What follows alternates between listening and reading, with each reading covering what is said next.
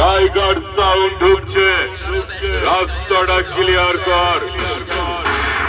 Sound জগতের শের আমি, বাংলা বক্সের বাচ্চা। টাইগার সাউন্ডের কম্পিটিশনের মাঝে পড়লে খুঁজে পাবি না বাড়ি ফেরার রাস্তা। ওই জন্যই গোটা বাংলা লোকেরা বলে আমি হলাম সাউন্ড জগতের বাচ্চা।